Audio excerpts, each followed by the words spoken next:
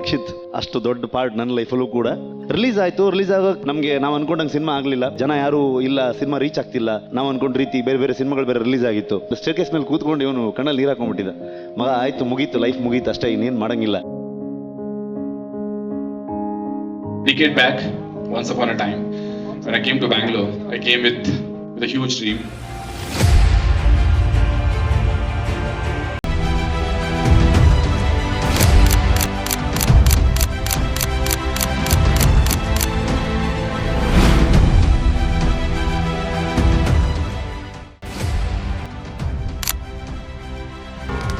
ಯಾರು ನೀನು?